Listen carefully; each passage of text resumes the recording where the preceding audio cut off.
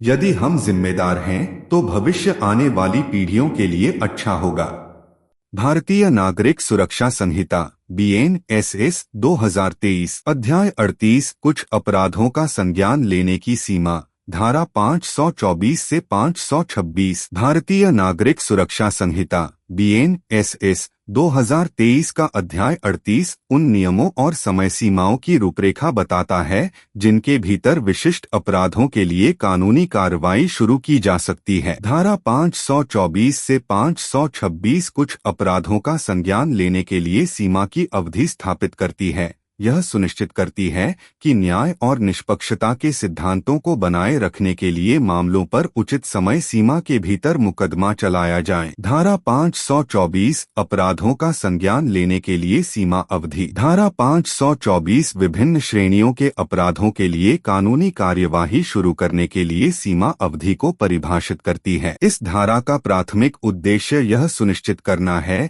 कि अपराध होने के बाद उचित अवधि के भीतर मुकदमा चलाया जाए, जिससे समय पर न्याय सुनिश्चित हो सके। प्रमुख बिंदु। अपराधों का वर्गीकरण। अपराधों को उनकी गंभीरता और प्रकृति के आधार पर वर्गीकृत किया जाता है। प्रत्येक की विशिष्ट सीमा अवधि होती है। सामान्य सीमा अवधि आमतौर पर कम गंभीर अपराधों की सीमा अवधि कम होती है, जबकि अधिक गंभीर अपराधों की अवधि लंबी हो सकती है या कोई सीमा नहीं होती है। तर्क। सीमा अवधि पुराने दावों के अभियोजन को रोकने में मदद करती है, जहां सबूत खराब हो सकते हैं और गवाहों की यादें धुंधली हो सकती हैं। इस धारा का उद्देश्य निष्पक्ष सुनवाई के लिए आरोपी के अधिकारों के साथ समय पर अभियोजन की आवश्यकता को संतुलित करना है, जहां सबूत ताजा और विश्वसनीय बने रहें। धारा 525 परिसीमा अवधि की गणना। धारा 525 धारा 524 में निर्दिष्ट सीमा अवधि की गणना के लिए दिशानिर्देश प्रदान करती है। यह अनुभाग सीमा अवधि की शुरुआत और समाप्ति तिथियों को निर्धारित करने में स्पष्टता और स्थिरता सुनिश्चित करता है। प्रमुख बिंदु। प्रारंभिक बिंदु। सीमा अवधि आम तौर पर अपराध किए जाने की तारीख से या उस तारीख से शुरू होती है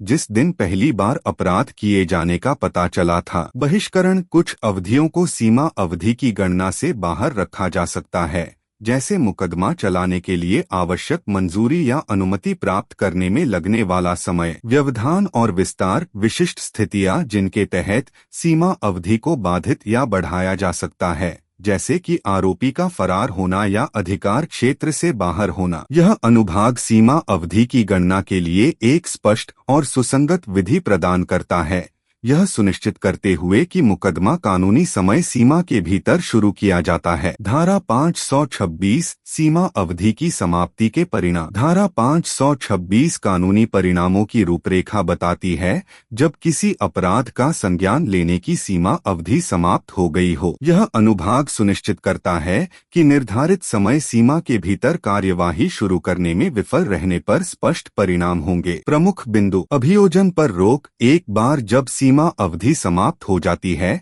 तो अदालत को आम तौर पर अपराध का संज्ञान लेने से रोक दिया जाता है, जिसका अर्थ है कि अभियोजन आगे नहीं बढ़ सकता है। अपवाद। विशिष्ट अपवाद लागू हो सकते हैं जो सीमा अवधि समाप्त होने के बाद भी कार्यवाही शुरू करने की अनुमति देते हैं, जैसे कि धोखाधड़ी या अपराध को छुपाने से जुड़े मामले। न्यायिक विवेक। कुछ परिस्थितियों में अपराध की गंभीरता और देरी के कारणों जैसे कारकों पर विचार करते हुए अदालत के पास सीमा अवधि बढ़ाने का विवेक हो सकता है। यह धारा सुनिश्चित करती है कि अभियोजन समय पर चले और कानूनी प्रणाली अपराधों का संज्ञान लेने के लिए स्थापित समय सीमा का सम्मान करे। विस्तृत विवरण। विभिन्न अपराधों के लिए सीमा अवधि। धारा 524 सीमा अवधि अपराध की प्रकृति और गंभीरता के आधार पर भिन्न होती है। उदाहरण के लिए छोटी मोटी चोरी जैसे छोटे अपराधों के लिए 1 वर्ष की सीमा अवधि हो सकती है, जबकि हत्या या बलात्कार जैसे गंभीर अपराधों के लिए कोई सीमा अवधि नहीं हो सकती है। प्रमुख बिंदु। छोटे अपराध। त्वरित न्याय सुनिश्चित करने के लिए छोटी सीमा अवधि। गंभीर अपराध। अपराध की गंभीरता के कारण लंबी या कोई सीमा अवधि नहीं। यह धारा यह सुनिश्चित करती है